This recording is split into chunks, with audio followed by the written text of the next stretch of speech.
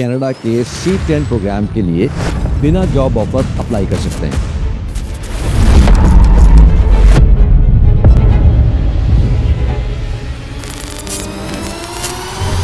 السلام علیکم، میں ہوں عادل اسماعیل۔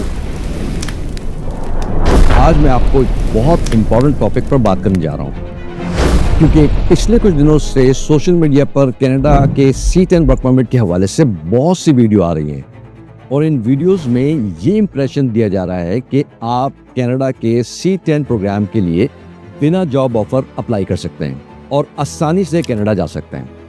دوستو، امیگریشن لا سوشل میڈیا ریل سے نہیں چلتا۔ امیگریشن لا کینیڈا گورنمنٹ کی پالیسیز اور ریگولیشن سے چلتا ہے۔ اس لیے آج میں آپ کو بالکل کلیئر اور فیکچوئل انفارمیشن دینے جا رہا ہوں۔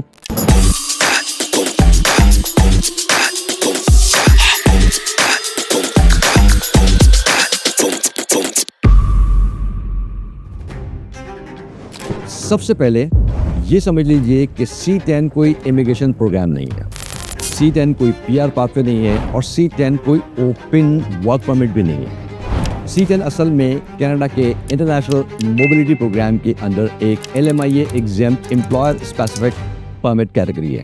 یہاں دو الفاظ بہت امپورٹنٹ ہیں، امپلائر اسپیسیفک ورک پرمٹ، یعنی پرمٹ کسی اسپیسیفک امپلائر، اسپیسیفک پوزیشن اور اسپیسیفک پرپس کے لیے ایشو کیا جاتا ہے۔ اور سب سے امپورٹنٹ سوال، کیا C10 کے لیے جاب آفر مینڈیٹری ہے؟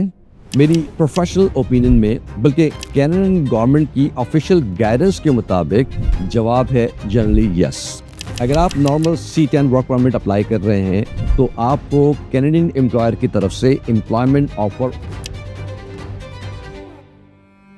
اور امپلائر پورٹل کی سبمیشن کی ضرورت ہوتی ہے۔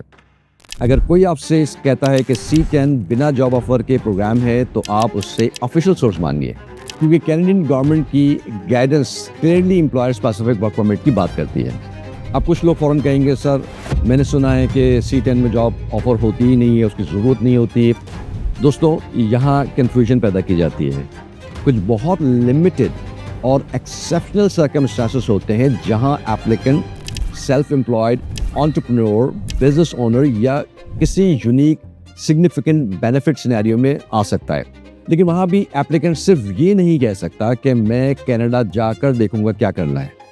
نہیں، آفیسر کو ڈاکومنٹڈ ایویڈنسز چاہیے ہوتے ہیں، بزنس پلان چاہیے ہوتا ہے، کینیڈین بینیفٹ دکھانا ہوتا ہے، contracts, investment plans, commercial activities یا اکنامک امپیکٹ ڈیمانسٹریٹ کرنا ہوتا ہے۔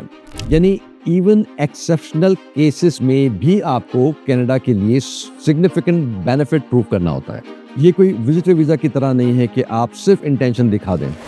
اب سوال یہ ہے کہ سگنیفیکنٹ بینیفٹ کیا ہوتا ہے؟ کینیڈا کے مطابق سگنیفیکنٹ بینیفٹ اکنامک، سوشل یا کلچر ہو سکتا ہے۔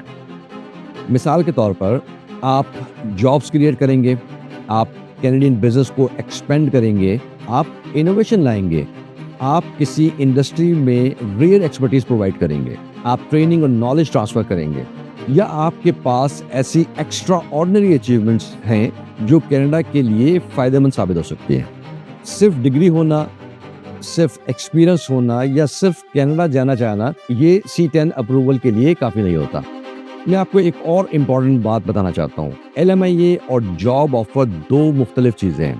C10 میں LMIA ایگزیمپٹ ہو سکتا ہے، لیکن LMIA ایگزیمپٹ ہونے کا مطلب یہ ہرگز نہیں ہے کہ جاب آفر بھی ایگزیمپٹ ہو جائے گی۔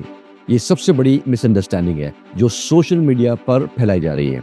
میں دوبارہ ریپیٹ کروں گا، LMIA ایگزیمپٹ کا مطلب یہ ہرگز نہیں کہ جاب آفر ایگزیمپٹ ہوگی۔ اکثر لوگ ان دونوں کانسیپٹ کو مکس کر دیتے ہیں۔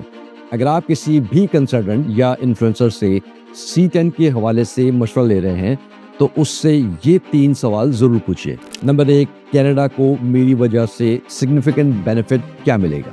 نمبر 2، میرے پاس اس بینیفٹ کا ڈاکومنٹری ایویڈنس کیا ہے؟